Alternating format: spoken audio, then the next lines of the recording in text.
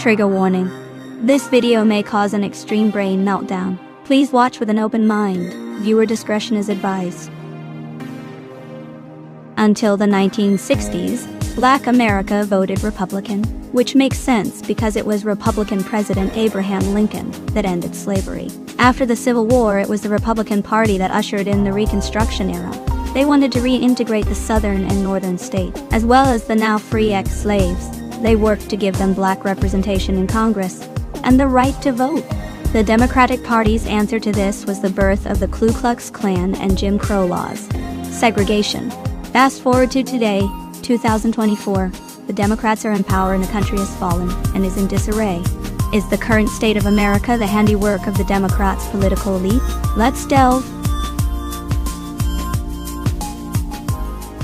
Called the wrap-up smear. You smear somebody with falsehoods and all the rest, and then you merchandise it.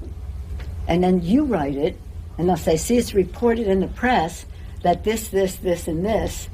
So they have that validation that the press reported the smear, and then it's called the wrap-up smear. Now I'm going to merchandise the press's report on the smear that we made. And it's a tactic.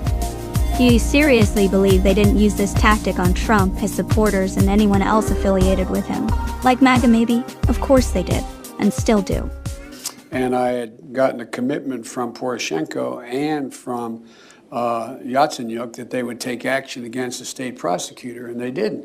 Joe Biden wanted Ukraine's state prosecutor Viktor Shokin fired because Viktor was investigating Burisma Holdings. Biden's son, Hunter, sat on the board of directors of this very corrupt company.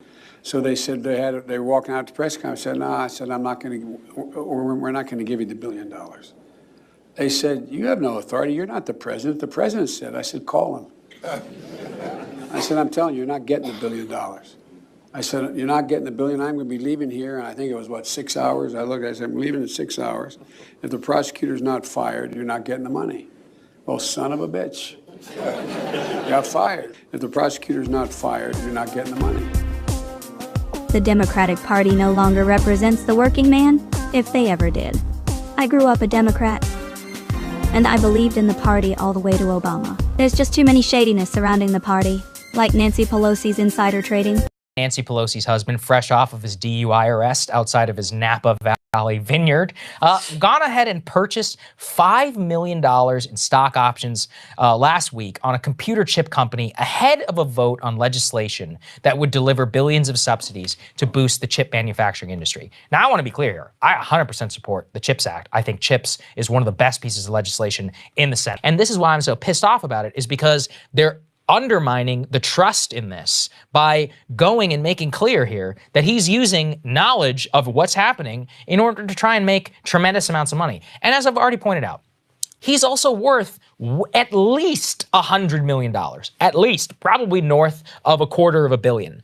Why? I mean, they take out these massive positions. And also, once again, they're not just buying stock, they're buying options, which are obviously way more lucrative. So he is, if this goes through and it goes well, he's actually set to make even more money than your average trader, millions and millions of dollars on specific bets clearly influenced by government policy, while his wife is the Speaker of the House and obviously has tremendous impact. Bet you're wondering what all this has to do with the KKK or segregation. Let's just say the apple doesn't fall far from the tree.